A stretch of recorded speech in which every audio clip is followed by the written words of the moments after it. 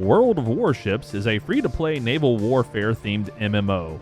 The game allows you to take control of various types of ships as you fight against other players, or, if you're a noob like me, other AI ships. You gain experience and credits to buy more advanced ships. Over the last year, I've spent many hours trying to fill out my roster, either it be through the tech tree or breaking out the wallet for those oh-so-sweet premium ships. Hello everyone, my name is Wipeit. I'm a small-time streamer on Twitch and the adorable bearded guy on the left of the screen. While playing with various people in my streams, there has been one ship that I have always wanted. The Giulio Cesare, a premium Tier 5 Italian battleship and the scourge of anyone trying to level ships in that tier. With laser-accurate guns and an alpha that can delete cruisers in a single salvo, more on that later, this ship is a thing of legends to new players, and something I knew I could not get my hands on. Well, that is of course until Christmas. Yes, Christmas, the season of giving and the season of the Santa's gift containers. I have heard many a story about the awesome ships you had the chance to get your hands on during this event, even if you are super lucky, my coveted Giulio Cesare. I spent the time leading up to this event setting aside doubloons and money on my Steam account in an attempt to roll a few containers with the hopes that I may be able to find my Cesare in one. I knew there were many ships I could get my hands on, but hey, if I couldn't get it this year, there's always next year, right?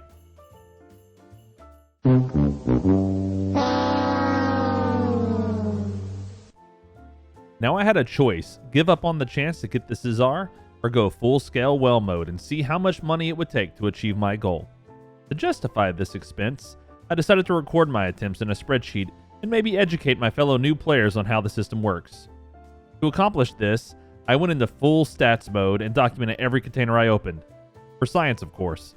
Now, for those of you that clicked on this video expecting hot warships action, get ready to see a bunch of numbers while I explain the financial gain from each container, the drop rates, and most importantly, the total costs to go from new captain with select premium ships to someone who actually has a chance to open up a container containing something of value. I decided to start off with 100 mega containers, just to help me establish a baseline for the ship drop rates. Of course, to keep my viewers in suspense, I only opened a few in between matches. It took 7 containers for us to get our first ship, and went exactly as anyone who had been on Reddit or the forums would have predicted. Now that they don't know that I'm giving it away, like I can anonymously give stuff away. Oh, and it's a duplicate of a ship I already had. Hey, it's the Makarov. Didn't someone predict that already? All right. Makarov. And the one that they rolled, I guess, I already had. How crappy would it be if it re-rolled, like, instead of the Makarov, it was a duplicate into a Makarov? I know, right? Like, if it was going to be like the Massachusetts or something, like, really awesome. That means it was an actual awesome ship, and now it's this. That's what it means. Anyway, that's one ship. As you can see, the predictive shortlist hit us with our very own Makarov. The Vanguard and Ochakov were soon to follow. As we steamed through those 100 containers, we found our way into many, many more. Now is the time all my stats fans have been waiting for. That's right, the time when some random guy on the internet attempts to make a statistical analysis on an extremely small sample size, and you get to complain in the comments about how everything that he discussed was wrong. Either way, let's have some fun and get into the numbers. But first, a small disclaimer.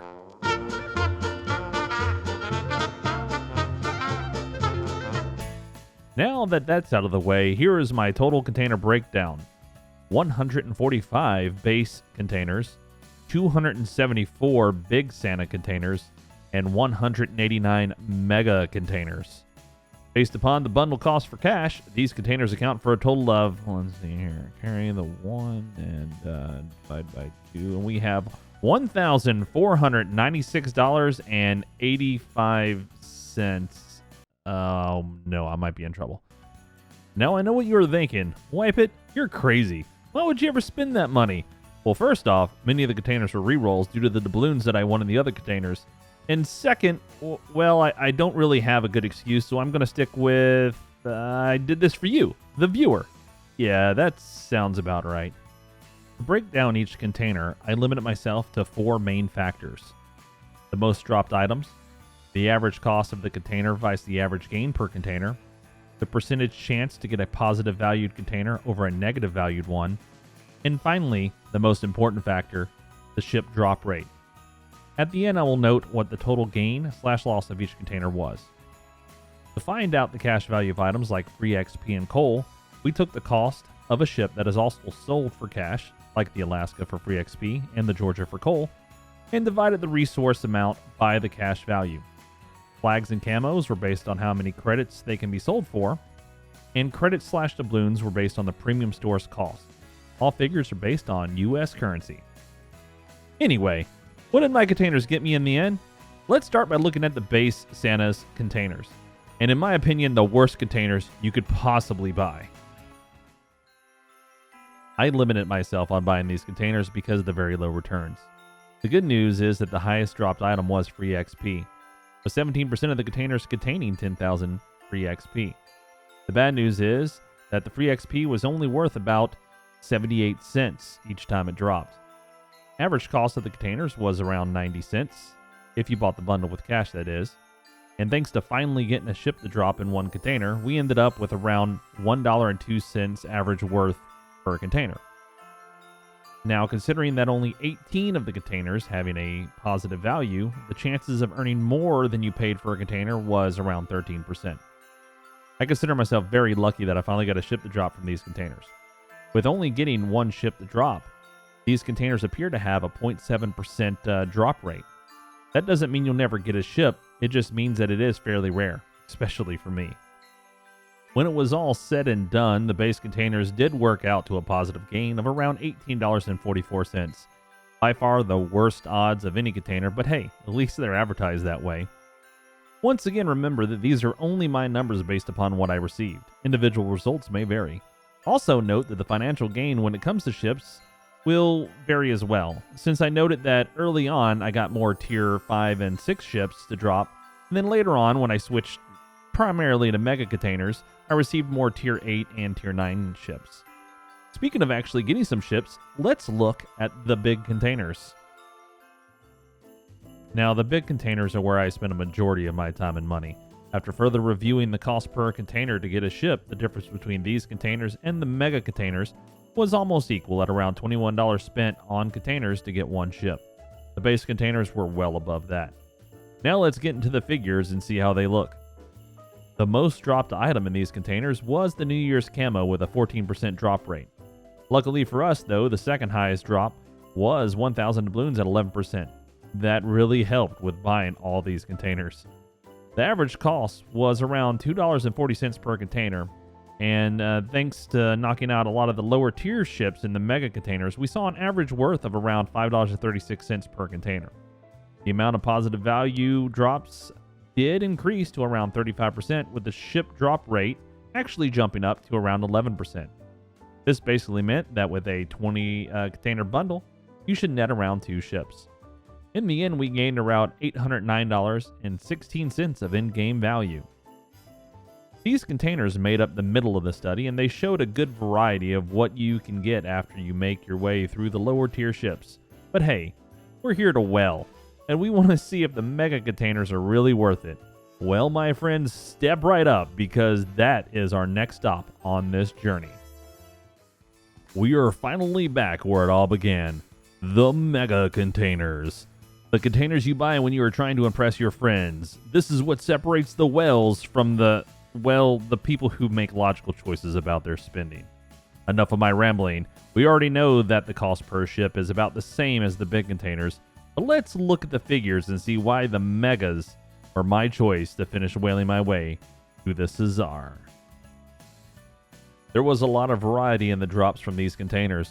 The most dropped items were coal and doubloons at 9%. This was awesome because it gave me the chance to eliminate some of the lower tier ships from the list with the coal that I received.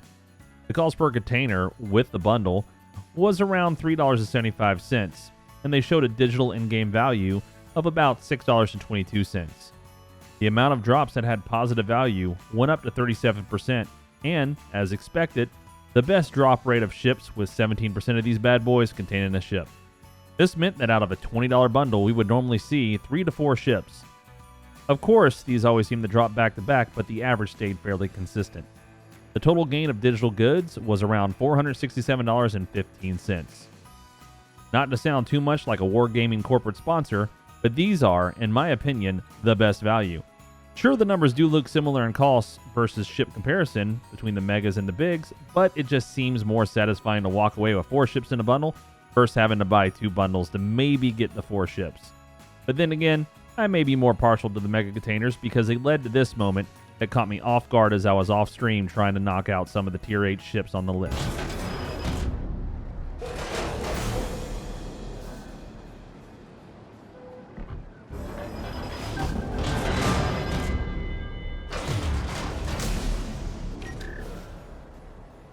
That's right. After 2 weeks of slowly saving and buying containers, I lucked into the Giulio Cesare. I immediately jumped around and took a screenshot to spam my Discord. I received this very enthusiastic response. Regardless, I did it. I reached my goal. There are 20 ships still left on the list for me to get, but I think that'll have to wait until next year. I don't believe my bank will allow me to make any more purchases from Wargaming anyway. Now, many people will say, Caesar really isn't worth all this trouble, or the money that you spent on it. And all I can say to that is, well, at least I had fun.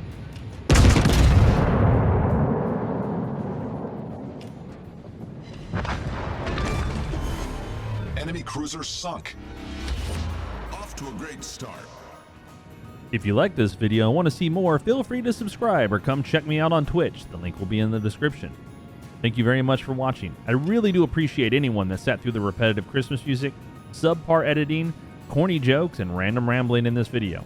I don't have any fancy ending sequence or theme music, so I'll leave you with one more salvo from the Cesare and some more of that awesome stock music. Thanks again for watching. My name has been Wipeit, and until next time, see ya!